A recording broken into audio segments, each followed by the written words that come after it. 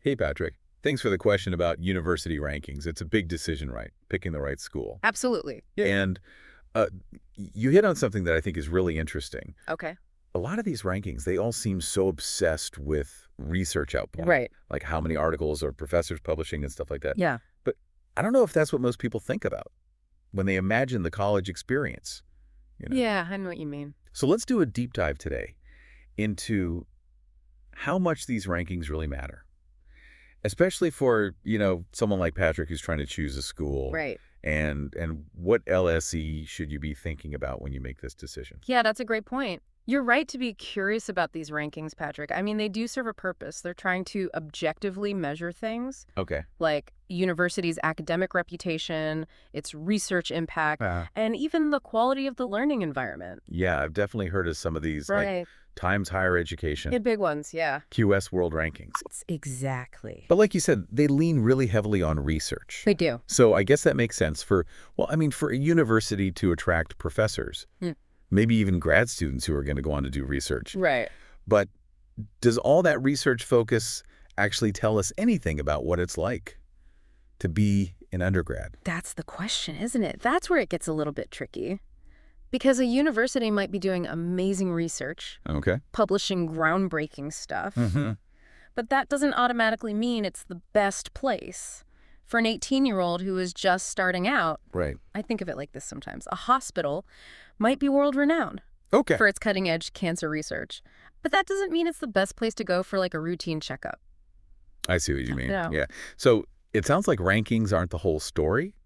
So what should Patrick be looking at? What actually matters for someone going into their exciting Yeah. and hopefully not too stressful undergrad years? Well, instead of getting caught up in all the ranking numbers, Patrick, I think it's important to focus on the stuff that directly impacts you, Hmm. like your learning and growth. And one of the biggest ones is teaching quality. Okay. So how do you actually find out if a school is good at teaching? Well, you can do some detective work. Check and see if the professors in your field Okay. have won any teaching awards. Oh, interesting. A lot of universities will actually list those on their websites. Oh, that's a good idea. You can even sometimes find student evaluations online, Wow. which can give you a feel for teaching styles and how engaging the classes really are. That's so smart. I never would have thought to look for teaching awards. But it's not just about the professors themselves. It's about whether the university actually values good teaching. Exactly. And since we are talking about classes, Yeah. you want to think about program options too. Okay. Do they have a variety of majors and specializations that actually align with your passions and your interests? That makes sense. How about student support?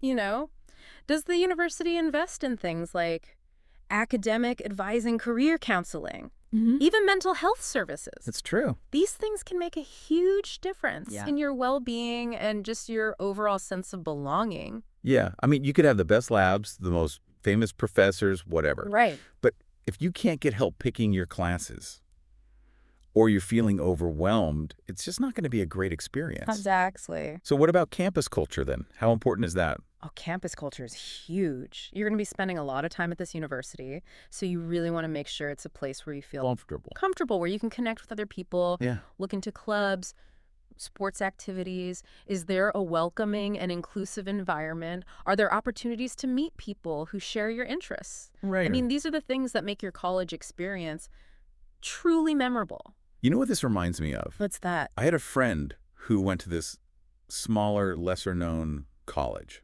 and they absolutely thrived there. And it wasn't very high in the rankings, but they had a fantastic mentorship program where they paired up undergrads with professors who were doing research. Oh, wow. And he got to lead a research study as an undergrad. That's amazing.